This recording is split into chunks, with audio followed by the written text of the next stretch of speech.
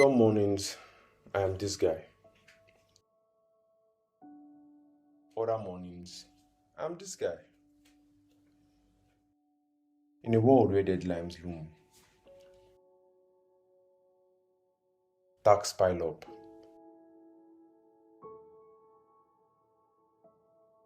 and assignments beckon at your door,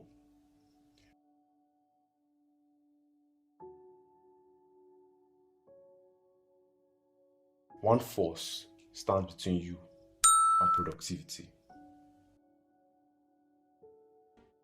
procrastination. We have all been victims of procrastination, slaves to the art of instant gratification, lost in a cycle of delay and indecision, trapped in the grips of our own inhibition. We put off until tomorrow what we could do today, thinking we'll have more time to find a better way. But time slips through our fingers like sand, leaving us with regret and empty hands.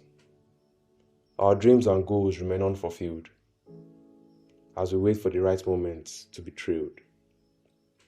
But the moment never comes, and we are left behind, wishing we had taken action and not been so blind.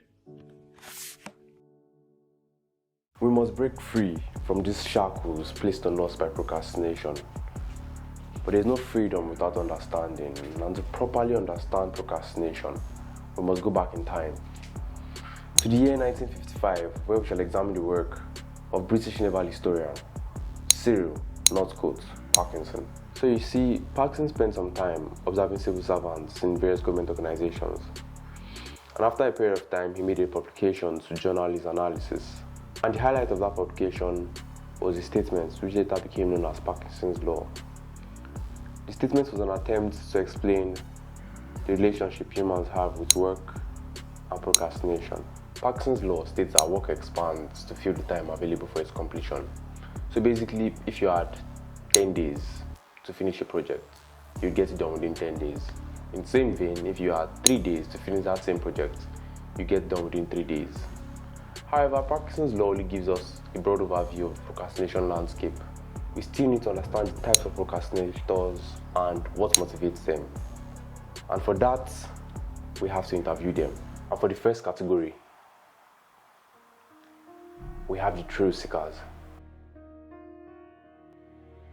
Thrill seekers. They are the most scary of all the types of procrastinators. These individuals wait until the last minute to start a task because they feel that they work better under pressure. They consistently postpone a task until the deadline is near in order to create a sense of urgency that motivates them to complete it. So legendary, how would you describe yourself on the procrastination landscape? I think of myself as somewhat of a connoisseur of procrastination. I'm creative, I'm relentless, I'm dogged in my approach to not getting things done. Why exactly do you procrastinate? Well, you see, the thing is, life is a game of haves and have-nots. You can choose to be like the average person and get things done normally. That will probably increase your level of productivity. Or you can choose to be like me and get things done at the last moment and experience levels of creativity that other people can only dream about. Interesting. By the way, what time is it? Time is currently 6:23 p.m. Why do you ask? The night by 7 p.m. And I happen to be on dishwashing duty. There are about 300 dishes to wash. But do you know what the best part is? I won't begin until 6:30 or 6:45 when my adrenaline levels are at their peak. And for the next category of procrastinators, we have the avoiders. These individuals very often procrastinate on a task because they feel anxious, overwhelmed, or fearful. This unfortunately happens to be the category where I fall into. And since I cannot exactly interview myself, we had to ask our inmate friend, Legendary, to do the honors. Mr. Pepple, rumors have it that you do not consider yourself a procrastinator. So what do you have to say about that? I'm not a procrastinator, or I don't consider myself to be a procrastinator. I just happen to be extremely productive at unimportant things. So you're in denial? Nice. I am not in denial. However, from your experience with procrastinators, what would you say is the best thing about procrastination? I think the best thing about procrastination is that you're never bored, because you have a lot of things that you should be doing, but you constantly pick to the ones of least importance, until the ones of greater importance can no longer wait. So there's a popular proverb that says, give me 6 hours to cut down a tree and I'll spend the first 4 sharpening the axe. The perfectionists heard that proverb and decided to take it a step further. They spent the first hour or 2 in the market looking for what axe to buy, deciding its color, deciding its shape. They spent the 3rd and the 4th actually sharpening the axe. The 5th is spent looking at the tree and deciding what angle to cut it from. And the last couple of minutes, they are in full panic mode, trying to cut down the tree as fast as possible. In summary, these guys set unrealistically high standards for themselves. And because they are scared of not meeting those standards, they end up procrastinating and not actually doing the work. And speaking of perfectionists, Gideon, please hold on. Yes, let's make this quick. So yes, Gideon, good afternoon. Sorry, please, in your journey as a procrastinator, what can you say you have learned? What can you say procrastination has taught you? You see, procrastination has taught me prioritization. I've learned how to do 8 hours of work in 30 minutes and 30 minutes of work in 8 hours. And secondly, how would you describe your relationship with work? So you see, the thing is, I like work. I'm fascinated by work. I enjoy work. But very often, I want to give work my best. And the fear of not living up to those standards, the fear of not giving it my best, is why I procrastinate.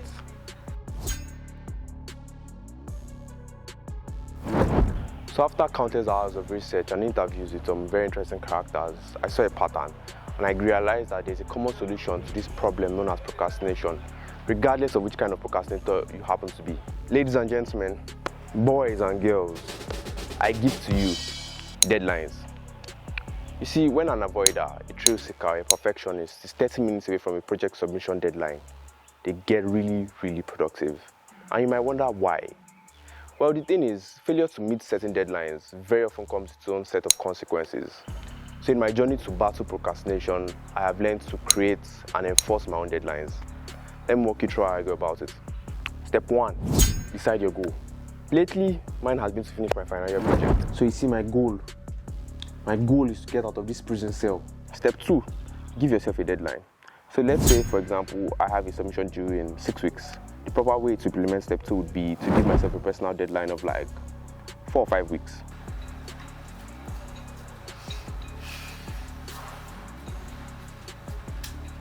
In 3 days, I'll be breaking out of this prison cell. Step 3, break your goal into smaller chunks, like phases, and create a system of accountability. Phase 1, put sleeping medicine inside everyone's food. Phase 2, steal the keys. And for step 4, which is perhaps the most important of all steps, impose a consequence or a punishment in the event you fail to meet that deadline. And finally, for step 5, don't forget to reward yourself if you hit the goal you set out to achieve. Ladies and gentlemen, thank you for your time. And until next time, hold up. Yes, ladies and gentlemen, on behalf of my humble self and other members of Triad, I would like to apologize for our inconsistency lately. Prison has been a little bit more, school has been a little bit more demanding than we thought it would be. However, on the bright side, we're almost done. But in the meantime, kindly subscribe for our newsletter, link in the description below. And until next time, move mad! Mr. Pepu, Ew. Anthony, please behave. Impose a consequence. Jesus. So legendary. That thing get time. You're not gonna laugh me. No. I'm not taking on that cut.